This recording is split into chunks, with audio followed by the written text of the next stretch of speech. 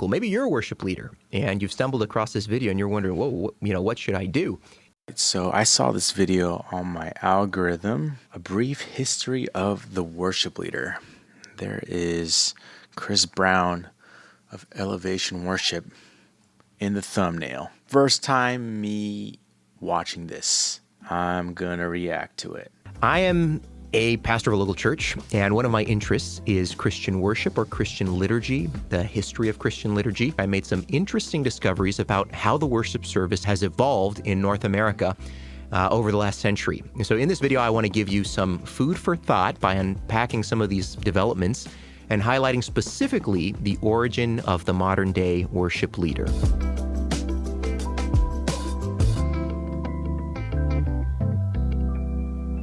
Interesting. History of Contemporary Praise and Worship. It was published by Baker Academic in 2021, and they traced the rise and development of two parallel movements that ended up merging into a river of modern day worship, what many of us know as, what takes place in church on a Sunday morning. The praise and worship movement placed a big emphasis on music being the primary thing in worship that mediates the presence of God. In fact, one of the reasons that when people today ask the question, what's the worship like at your church? One of the reasons that they're probably referring to the worship band, what kind of music is played, the style of the music, is because of this movement. It placed such an emphasis on worship being equated with music in the liturgy or in the context of the service. The verse that was often appealed to by this movement was Psalm chapter 22, verse 3, which says that God inhabits the praises of his people. Praise and worship music came to be seen as the vehicle which mediated the presence of God to the church. This emphasis on music resulted, as you can imagine, in prolonged times of congregational singing and the repetition of choruses until God's presence could really be felt by the worshiper. This is all starting to heat up, post-World War II in more charismatic churches, but by the 90s, many churches and denominations had adopted this style of worship with its emphasis on music. Now, if the praise and worship movement was about attracting the presence of God through our singing, through our song, the contemporary worship movement, which is a different thing, but related in many respects, that movement was about attracting people to the church through the liturgy. This is sort of the perennial issue right now. How do we get people interested in church? There was a real concern that many were no longer going to church, no longer interested in church, and so the church needed to change its service in order to make worship appealing again. Now, before you criticize that, or before we criticize that too heavily, we should at least acknowledge that the underlying desire here is to see people connect with Jesus. For the contemporary worship movement, mission was key, and the church slowly became about how to reach non-Christians. I think that was a very fair assessment. God is a shepherd, and that when we tend to the sheep, the shepherd is pleased, I found. Yes, it's maybe packaged in a way that people enjoy, but I don't think that those things are mutually exclusive, that you can't do both, something that would attract or have a sound that people would be attracted to. It doesn't mean that you're sacrificing God's preferences. I think a lot of liturgical churches are so serious, bless you guys, and find peace and satisfaction in this long suffering. Like if it's fun, then it's not holy. If it's fun, then it's not. That if it doesn't require focus, concentration, meditation, and if it's not like doesn't look like that, then it's not something that God would enjoy. And I don't know if that's what this guy is saying, but those aren't two different things. Doing something that creating a sound that people will enjoy doesn't mean that you're creating a sound that God won't enjoy. You can trace this all the way back to Charles Finney and his quote-unquote new measures. Finney lived in the 1800s, and essentially he believed that God hadn't established any rules for how to worship. Each generation has to discover its own sort of new ways of worship that will stir the contemporary non-believers, the people around them. There was a real zeal to reach the lost, whatever it took. And in time, that gave birth to seeker sensitivity and the sort of precision marketing that led to the church growth movement and megachurches in the 1980s. Now, In all of this, where does the worship leader fit in? Well, the book I mentioned earlier talks about a few of the widespread practices that became commonplace in the praise and worship movement.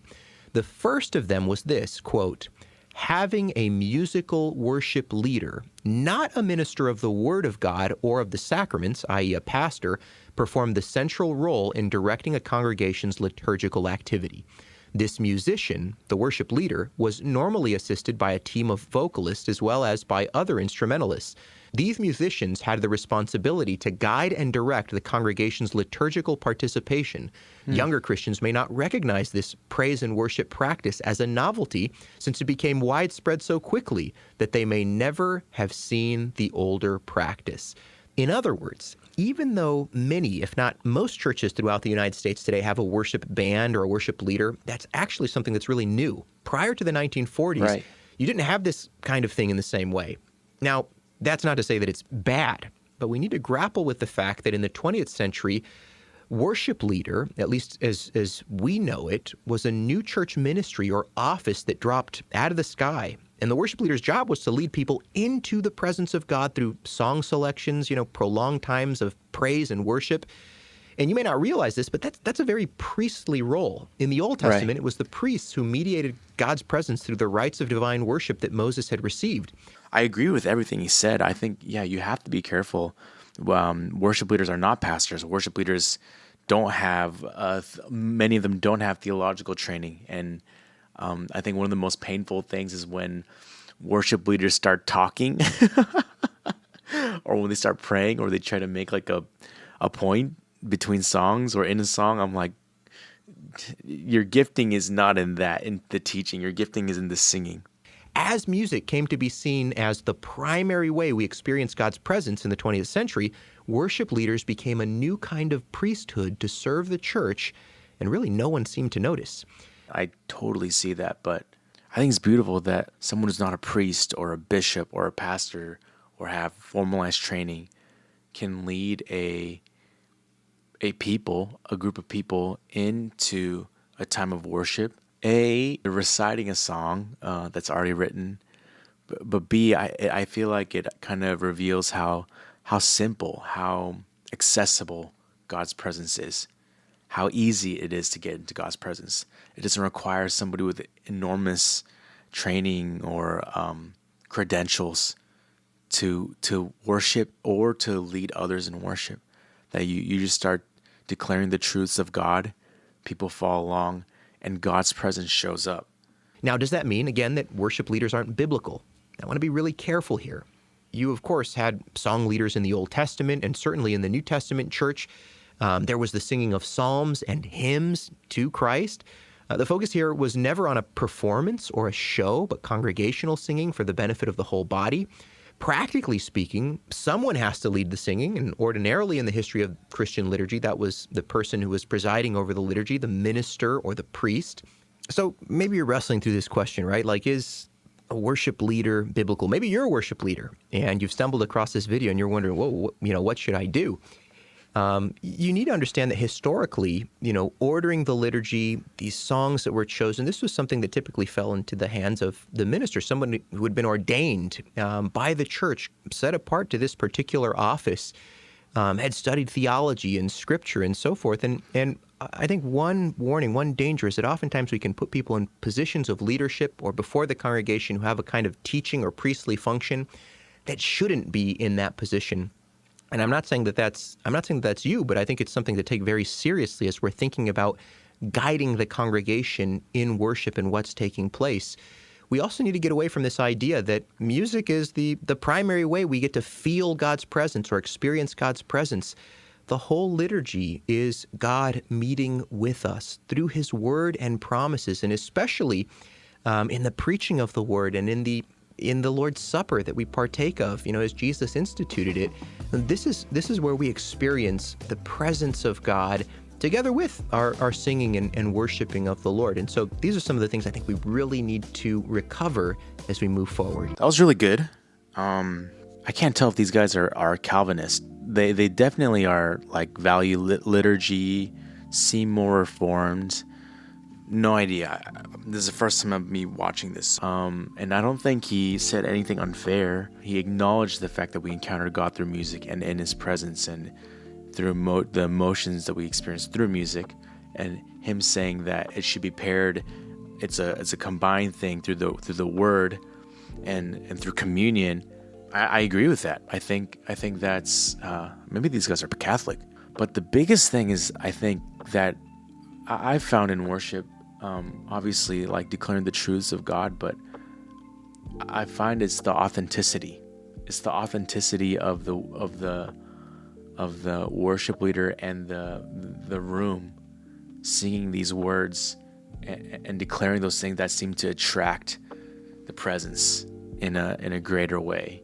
And I've seen extremely knowledgeable, educated people, pastors, say all the right things, but their heart's not in it. Then yeah, it seems like the case being made here is like, be careful that worship leaders are the new priesthood.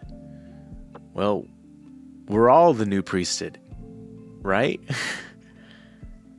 I think these guys are Catholic. No, they're Reformation grounded in historical Christian faith. Okay, modern Reformation. Okay, they're Reformed. Okay, all right. Well, okay. I will say I'm not trying to defend everything that's going on. I remember when I was in ministry school, in unaccredited Bethel School of Supernatural Ministry school, one of my leaders came to me, and it was that year was a season I didn't lead worship at all, and I was kind of just in a hidden place and seeking the Lord and kind of rediscovering who I was without a guitar in front of me. I was talking to one of my leaders about this desire I had to lead worship again, and she thought she made a really good point. Like, what is it? Why is it, Lord? I don't get it. Why a stage? Why an individual or individuals on the stage leading a room that can be so easily taken advantage of, that could make it seem like glory is being drawn to them and not to you, Lord? Why is it, Lord, that you use that in worship? And she's like, I don't know. It doesn't make sense, but God does show up in these environments. People encounter God, and there's like this unified sound. One thing is also interesting is the inventions of the microphone had a ginormous impact on the history of the worship leader. Back in the day, if you couldn't project, you couldn't be a worship leader, you couldn't be a speaker. Like, can you imagine, like, upper room and all these worship leaders, like Gen Z worship leaders are really soft-spoken and have really soft voices. They would never have been able to make it as a worship leader because A, they couldn't project loud enough, and also these songs were used to be written in a book, and now they're being repeated in our ears on Spotify or on streaming services. So much has changed. All right, that's all the commentary I have.